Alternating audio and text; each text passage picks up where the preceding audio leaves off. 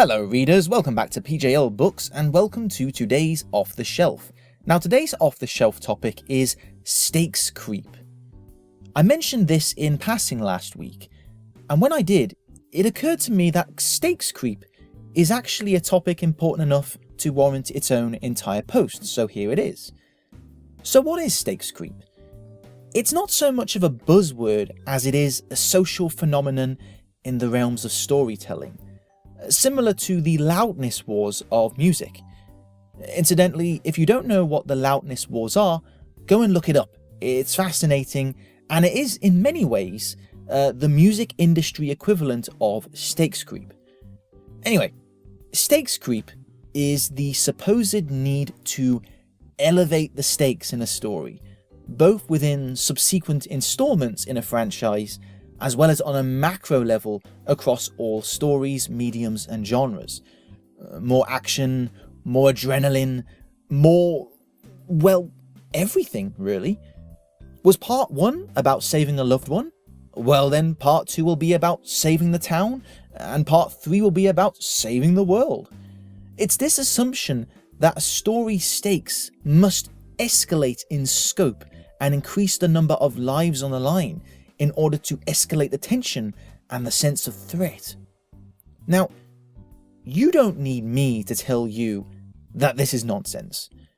Let's look at the Rambo movie series as an example. Through Rambo 1 to 4, the kill count swells. It is 1, 12, 33 and 83 respectively.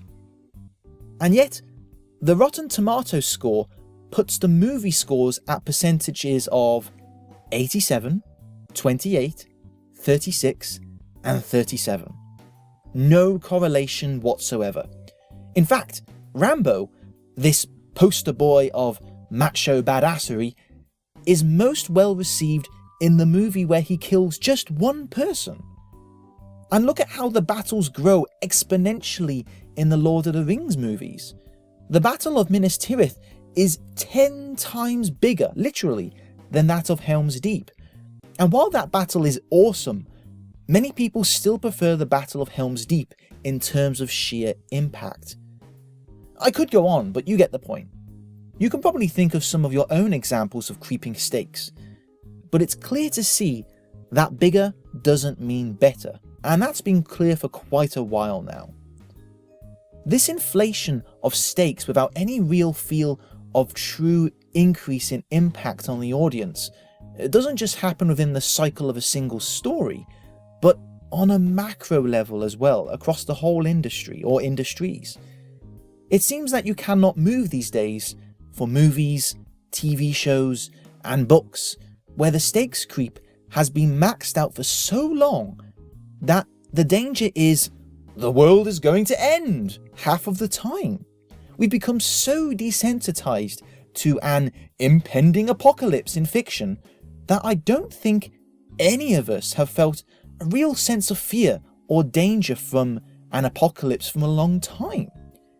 And yet, we still find our stories reaching for this ultimate high stakes. Look at all the Avengers movies and half of the Marvel movies.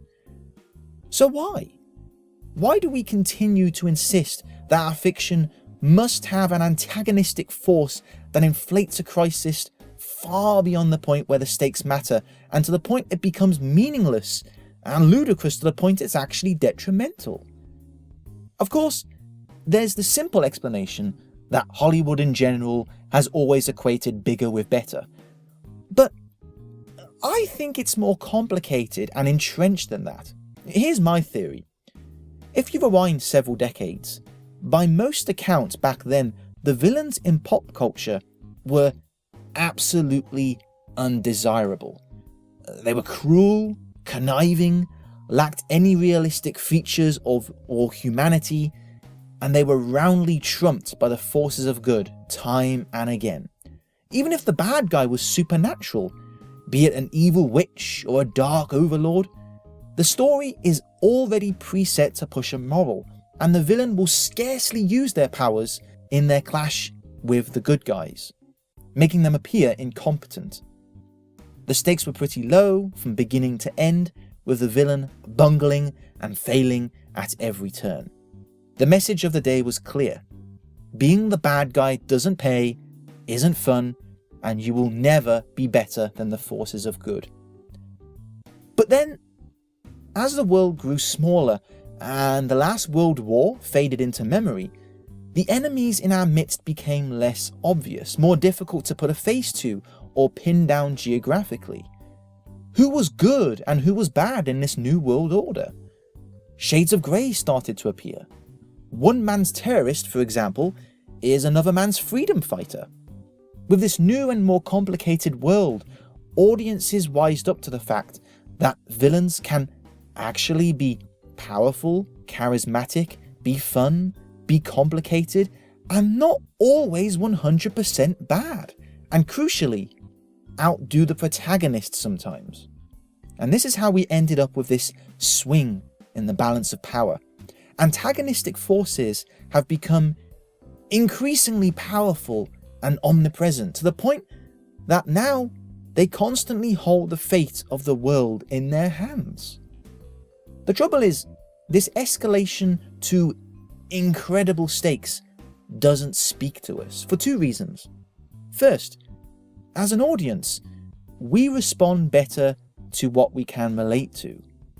The end of the world? A disaster of that magnitude is something that none of us have experience in. So there's no emotion invested in watching a CGI planet Earth burn. There's only empty spectacle. Now to this, you could argue that there are many excellent war movies out there where you are on the edge of your seat during the battle scenes, truly invested in what's happening, even though 90% of the audience have no first-hand experience of war. And you're right, absolutely. But why is that? Well, therein lies the key, and that's the second reason. Because talking about stakes creep is one thing, but having bigger stakes isn't the problem. The problem is what high stakes is mistaken for. And we're running out of time here, so it looks like we're going to have to go into reason number 2 in another post. So next week, we'll take a look at the differences between these vacuous high stakes and meaningful high stakes, and how you can avoid the former and aim for the latter. And don't worry, part 2 of this post won't feature any more explosions than this one. And that's it for today's Off the Shelf. Thank you very much for listening, readers. The written version of this post is up on my website, the link of which in the description below. So please check it out. Thank you very much for listening, readers, and I'll see you next week with part 2. Thank you. Bye-bye.